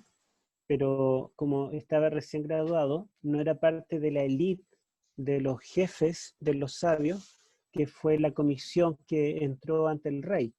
¿Y por qué digo que es posible que estaba graduado? Porque el año tercero de Joacim, cuando Nabucodonosor ya era rey de Babilonia, no era su primer año, era su año 0. Los babilonios contaban un año 0, que era el año de ascensión al trono. Por ejemplo, supongamos que usted lo escogemos rey o ministro de salud de Chile. Lo escogemos ministro de salud y estamos ¿en qué mes? En junio. Entonces, de junio hasta diciembre, en realidad hasta el 1 de enero del año 2021, no es su primer año, es su año 0, su año de ascensión. Y el 1 de enero del año 2021 comenzaría el año 1. Independiente del mes del año que sea. Puede que estemos en enero del 2020, pero si es nombrado rey en enero, hasta enero del próximo año, recién comienza el año 1. Por eso es que el texto no dice el año 1 de Nabucodonosor, sino que fecha el acontecimiento en el reinado de Joacim. Y es interesante que Joacim, el mismo episodio, Jeremías capítulo 29, dice que ocurrió el año 4 de Joacim. Y antes se pensaba que era una contradicción, pero resulta que en Jerusalén no se contaba este año de ascensión, entonces allá era el 4.º año, porque le sumaban el año 0, se lo sumaban. Pero Daniel, como escribió en Babilonia, usó el método babilónico, y él el primer año de Joacim lo considera el año de ascensión, el año 0, y para él es el tercer año de Joacim, pero es el año 605, el mismo año de Jeremías 29. Y para Nabucodonosor no puede decir el año 1 de Nabucodonosor, porque en realidad es su año de ascensión. Significa que ese año es el primer año que estuvo allí, y después cuando dice que en el segundo año de Nabucodonosor tuvo el sueño, sería el tercer año que Daniel está en Babilonia. Entonces, o bien estaba terminando, o ya se había graduado. Porque también el año académico en Babilonia no eran 12 meses, igual que nosotros tenemos 10 meses académicos, ¿verdad? Y tenemos 2 meses de vacaciones. En Babilonia también el año académico tenía 2 semestres, y no recuerdo si eran 2 meses o más los años de vacaciones. ¿Mm? Hay una pregunta del chat. La hermana pregunta sobre la hermana Jennifer. Dice en que en Daniel 5:31 habla de Darío, de Media, que tomó el reino siendo de 62 años, Y Daniel 6.1 dice, pareció bien a Darío constituir sobre el reino 120 sátrapas. ¿Cómo entiendo que Ciro conquistó Babilonia? Ya, bueno, esa es la pregunta que todavía no ha sido respondida. Es, digamos, el tema más complejo, pero no tanto porque no parezca histórico, sino porque no tenemos fuentes. Nos faltan fuentes de información. Lo que sabemos, según los registros que se han encontrado, las crónicas babilónicas, el cilindro de Ciro y otros documentos, es que cuando Ciro tomó Babilonia, Ciro entró con un general y no fue Ciro el que entró al palacio esa noche, sino que fue un general que en algunos manuscritos se le llama Ugbaru, en otros Gubaru. Ug y Gu es, digamos, la misma letra si le ponemos la U antes o después. Entonces él sería el que tomó Babilonia esa noche y el que mató a Belsasar. Ciro no se proclamó rey de Babilonia el primer año. Él se proclamó emperador, rey de las naciones, y no gobernó desde Babilonia. Entonces en Babilonia quedó otro rey, no sabemos si fue el mismo Gubaru que tomó Babilonia o fue otro, en el primer año, y después de esto, Ciro en el segundo año de su imperio, él se proclama también rey de Babilonia, adopta el título de rey de Babilonia en el segundo año. El primer año solamente se proclamó emperador persa, rey de Medo-Persia. Y bueno, curiosamente, como nuestra hermana cita, las 3 veces que encontramos a Darío, las 3 veces es su año primero. ¿Se han dado cuenta? En el capítulo 6, cuando él conquista Babilonia, es su primer año, los persas no consideraban año de ascensión para un rey que era vasallo. Como Ciro era el emperador y Darío era vasallo, o sea, digamos, estaba bajo las órdenes de Ciro, un rey local, no tenía año de ascensión, así que era su año primero, y el capítulo 6 otra vez nos habla del año primero, que es cuando él recién está ordenando Babilonia, nombra sátrapas, es su año primero, y el capítulo 9, versículo 1, dice que Daniel oró a Dios el año primero de Darío. Entonces, las únicas veces que aparece Darío, aparece el año primero. No lo tenemos más en la historia, después desaparece. Y la siguiente visión del capítulo 9, el 9.1, es el año primero de Darío, pero el capítulo 10.1 es el año tercero de Ciro. Ahora ya contabiliza de acuerdo al reinado de Ciro. Eso podemos decir por ahora. Yo puedo agregar algo. He estudiado un poquito más respecto a eso. La misma profecía también nos da la respuesta. Recordemos que el oso tenía un hombro más alto que el otro, porque Ciro unificó el imperio medo-persa. Por lo tanto, eran 2 pueblos que unificados conquistaron, siendo Ciro Grande, ¿cierto?, el que tenía mayor importancia, y su general se cree que Gobrias, que aparece en la historia mencionado como tal, habría sido Darío, que fue el que efectivamente se quedó en Babilonia. Es la teoría, digamos, más probable. Gobrias es el nombre griego de Gubaru. Gubaru sería el nombre persa, digamos, y Gobrias sería la forma griega como se le llama. Pastor, y Darío entonces sería un título, ¿cierto? No sería un nombre personal. Claro, los reyes cambiaban nombre cuando ocupaban el trono. De hecho, el hijo de David, Jedidías, se pasó a llamar Salomón cuando ocupó el trono, y lo conocemos por Salomón. Y era normal, ¿verdad?, para la mayoría de los reyes. Ok, la última pregunta dice, la tierra de Sinar asociada a Babel, ¿tiene relación con Babilonia, que también se menciona Sinar?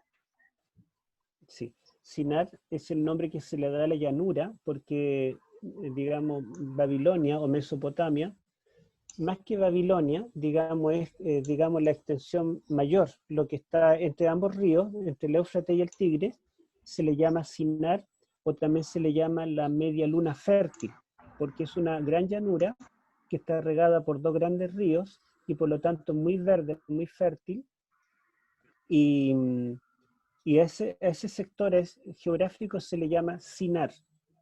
pero ese nombre es un nombre antiguo que se le da allí en los tiempos, digamos, apenas saliendo del arca.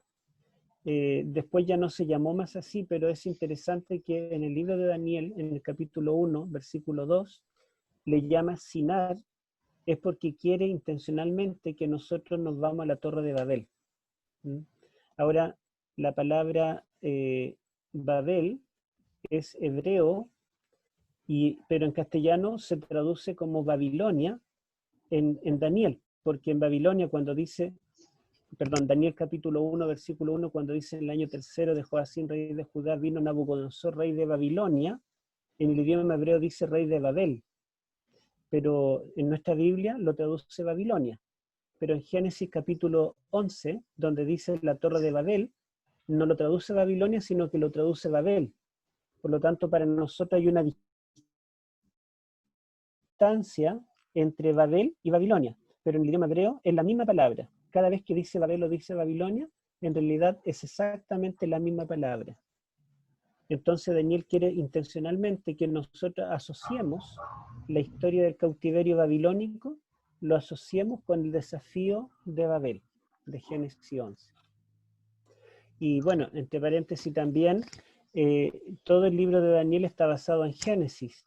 Si ustedes ven, los jóvenes llegan a Babilonia y les cambian nombre y les asignan la comida. Génesis comienza cuando Dios creó y puso nombre a todas las cosas y puso nombre al hombre y Dios le asigna su alimento. Le da toda planta verde, le da los frutos. Por lo tanto, estamos viendo acá como que hay un intento de Babilonia de ocupar el lugar del Creador desde el principio. Ok, ya habían dos hermanas que estaban levantando la mano, dice acá. La primera hermana que quería preguntar era Inés Yáñez. Buenas noches a todos, bienvenidos. Qué rico que Gracias, estamos hermana. todos estudiando Daniel.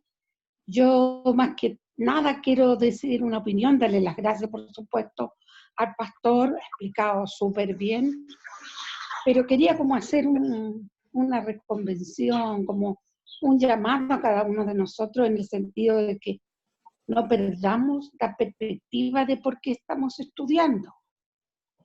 Porque a veces la mucha letra a uno no la deja ver el bosque, como se dice, mucho árbol no deja ver el bosque, la mucha letra no deja ver la verdad.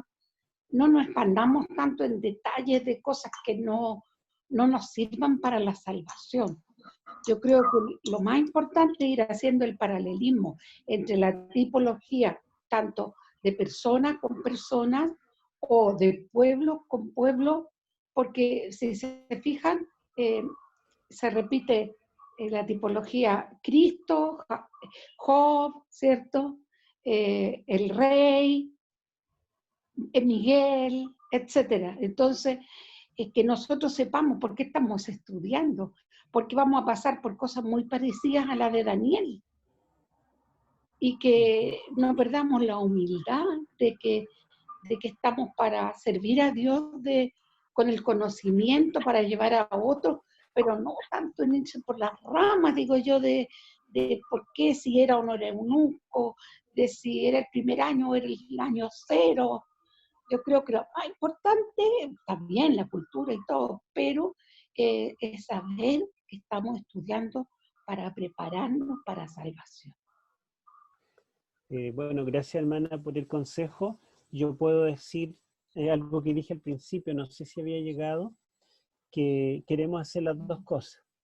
Queremos llevarlo en el sentido espiritual, encontrar a Cristo aquí en Daniel cada noche, pero también Amén.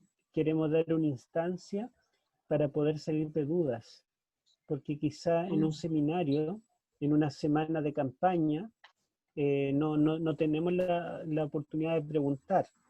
Y nosotros nos vamos a dar a gente no adventista o gente no cristiana que tal vez nos va a cuestionar, nos va a sacar algún detalle y vamos a tener que saber dar alguna respuesta. Entonces, por ese motivo, la idea no es tratar de comprimir todo en una semana, sino esta será una primera semana de Daniel, pero esperamos en julio tener una segunda semana, y si es necesario en agosto una tercera semana, para no perdernos nada. La idea es tratar de poder profundizar, responder preguntas y al mismo tiempo ver el lado espiritual, que no se nos pierda. Entiendo. Y es lo más importante, ¿verdad? No tenemos que perder de vista el objetivo, que el centro no es Daniel ni la historia, sino Cristo. Amén. La hermana Erika Pizarro tiene una pregunta y sería la última, me parece. Buenas noches, pastor. Más que pregunta, me llamó algo la atención, que es cuando Nabucodonosor saca las cosas del templo de Dios, lo coloca en un lugar que supuestamente era sagrado para él y no lo colocó en otro lugar que no correspondiera. De eso me llamó la atención como un respeto, no sé, algo así. Sí, por Eso una es lo que parte, me llamó la atención. claro, eso tiene, digamos, doble significado. Por una parte, como dice usted, demuestra cierto respeto. Él consideró que el Dios hebreo debía ocupar un lugar en el templo del Dios babilónico también. O sea, no le dio un uso común, a diferencia de Belsasar, que lo sacó del templo y le dio un uso común para beber vino, embriagarse. Lo normal es que cuando un rey antiguo conquistaba otra nación, ellos pensaban que los dioses eran locales, tenían poder en su propio territorio, y al llevarlos cautivos, llevaban la imagen del dios cautiva, y significaba que ese dios en el templo del dios patrono de la otra ciudad donde iba a llegar, iba a ponerse al servicio del dios de allí. Entonces ahora Babilonia iba a tener dos dioses que lo defendieran, y si traían los dioses de Egipto, de Asiria y de otras naciones, finalmente en Babilonia iban a estar todos los dioses protegiendo la ciudad. Ese era el pensamiento. Por eso es que lo pone en un lugar, en este caso en el templo de Marduk, en el Esagila, pero por otro lado también significa para Nabucodonosor que Marduk es más poderoso que Jehová. Como Jehová no tenía una estatua, el templo judío era típico, no había una imagen del Dios Jehová, lo que él encontró fueron utensilios, pero comprendió que eran sagrados y se llevó los utensilios y los puso en el templo de su Dios, porque en cierta forma con eso le estaba como diciendo: mi Dios ganó, el Dios Marduk es más poderoso que Jehová. Y por eso es que aquí hay más que un desafío militar, terrenal, es más que Babilonia ganando a Jerusalén. En realidad aquí aparentemente Dios se está perdiendo. Y la vindicación, el juicio que se va a llevar a cabo en la historia de Daniel, no es solamente para defender al remanente, sino que el juicio es porque Jehová mismo se defenderá y mostrará que Él es el que pone y quita reyes. Y Él es el único Dios verdadero. Y el mismo rey Nabucodonosor lo tendrá que reconocer, porque toda rodilla se doblará ante mí, dice el Señor, ¿verdad? Todos reconocerán finalmente que Cristo es el Dios. Y eso es lo que nos va a mostrar Daniel. Y eso nos ayuda a entender el juicio investigador. Porque el juicio investigador no solo gira en torno a nosotros, que Dios nos defenderá, sí, nos defenderá, pero también el juicio investigador es para vindicar su propio nombre. El Dios verdadero es mal interpretado. Satanás lo calumnia. Y también acá, ¿verdad? Aparentemente en el capítulo 1, el Dios verdadero lo podemos interpretar erróneamente. Podemos pensar que Dios no fue capaz de librar a Judá, pero no. Ya nos dice claramente en el versículo 2, dice: yo lo entregué en su mano. No es que Nabucodonosor es más poderoso, no es que Marduk es más poderoso que mí, no. Yo entrego en su mano al rey Joacim, y le permito y le entrego en las manos también los utensilios del templo. Así que Dios controla la historia. Él, ¿verdad?, la encauzará hacia un final feliz. Hay cosas que no vamos a entender nunca desde este lado de la eternidad, pero podemos confiar en que Dios es el que está guiando las cosas. No hay nadie más poderoso que Él.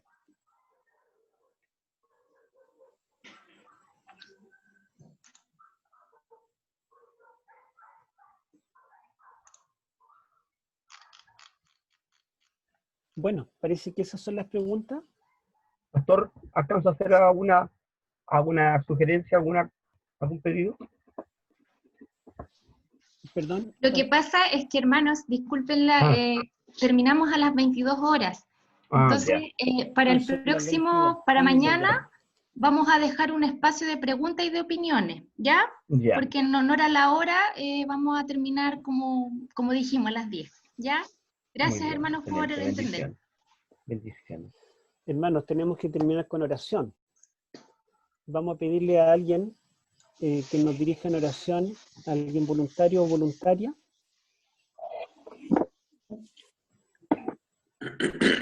¿Puedo hacer? Hermano Miguel. Sí, si me da el honor. Sí, hermano, tenga el honor de dirigirnos al Señor. Señor y Padre, gracias, Señor. Gracias por su misericordia. Amén. Somos tan débiles, Señor, tan finitos. Nos cuesta comprender, Señor, sus planes.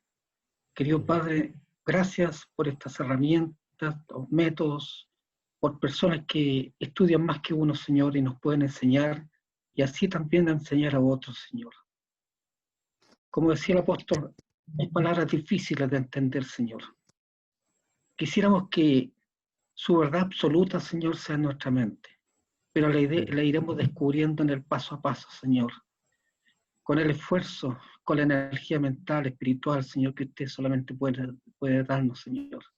Algún día todas estas cosas, Señor, quizás se nos van a olvidar mañana, Señor, pero el Espíritu Santo las va a hacer recordar en el momento oportuno, Señor. Esto no es para salvación, Señor. La salvación ya está ganada, Señor, por la sangre de Jesús. Sin embargo, hay que cimentar la confianza en su palabra, Señor, para demostrar en quién creemos, Señor. Gracias, Señor, por esta linda oportunidad. Bendiga a todos mis hermanos, todas sus familias, Señor. Cuídalas, Señor. Ponga un vallado de fuego en sus hogares, en sus personas, contra esta pandemia, Señor. Se respira el aire de la muerte, Señor.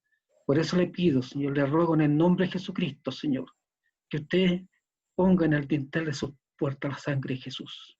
Ponga en el dintel de sus corazones la sangre de Jesús, para que nada atemorice, Señor. Y sigamos confiados, Señor. Y aquellos que esto la llamaban al descanso ya, Señor, fue su voluntad, Señor. No podemos impedir eso. Querido Padre, bendiga también a las autoridades, Señor, por favor. A todos los hermanos, a toda la gente que trabaja en la línea de fuego, salvando, Señor, vidas, Señor. Bendígalos, Señor. Cuídelos, protéjalos, Señor. También cuide del gobierno, Señor. Querido Padre, nosotros no tenemos que mirar el color del gobierno, tenemos que orar por ellos, Señor, para que usted los guíe, Señor. Que tomen sabias decisiones, Señor, para sacar adelante todo este problema, Señor. Señor y Padre, y aquellos que están sin trabajo, Señor, bendígalo en su misericordia y provisión, Señor. Bendiga a nuestro hermano Héctor ahí, Señor, sirviendo a usted, Señor, sirviendo a los enfermos, y cada uno en su área sirviéndolo a usted, Señor. Querido Padre, y el día que le rendamos cuenta, pueda usted decir, bien, siervo fiel, en lo mucho, en lo poco que serviste, sobre mucho te pondré. En el nombre de Jesús. Amén. Amén. Amén. Les recuerdo que sigan leyendo Daniel, lean ojalá todo el libro, por lo menos la primera mitad, y también si pueden leer en otras versiones, para que lo puedan ver de varios enfoques.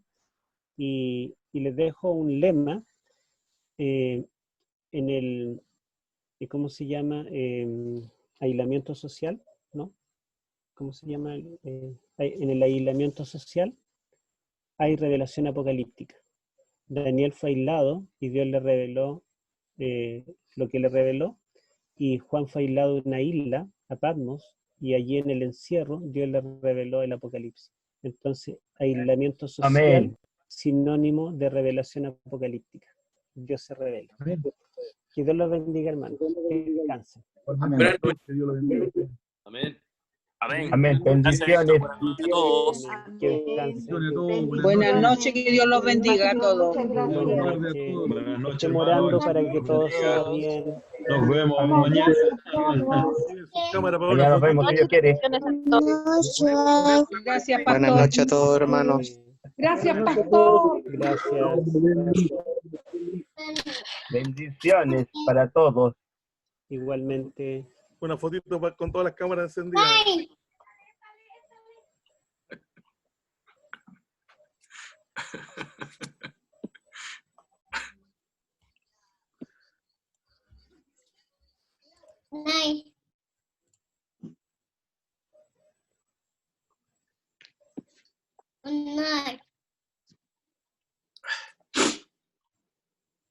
Tenemos un niño bilingüe. Un niño bilingüe.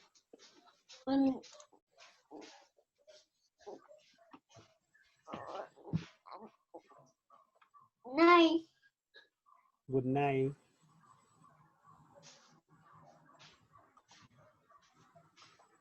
Buenas noches, pastor.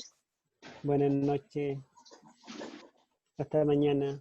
Hasta mañana. Descansen. Buenas noches. Hasta mañana. Buenas noches a todos. Buenas noches, hermana Carolina. Bendiciones. Buenas noches, hermanito. Cuídese mucho. Ojos. Gracias.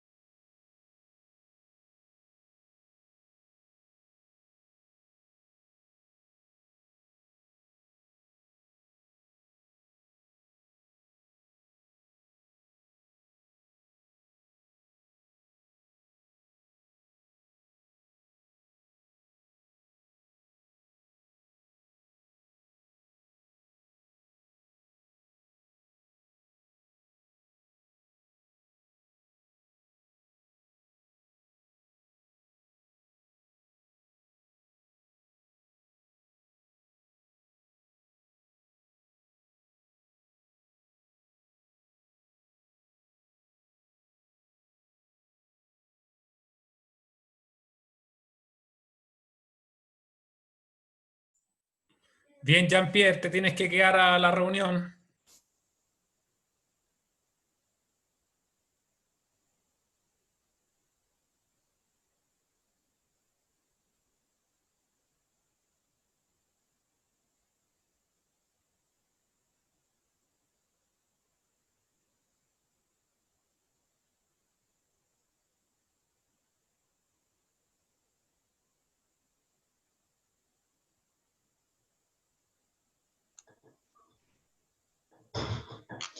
Hermano Claudio,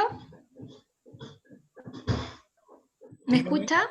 Sí. Nos vamos a comunicar por WhatsApp mejor, ¿ya? Ah, ok. ¿Ya? Para que cierre nomás. Listo. Gracias, hermano.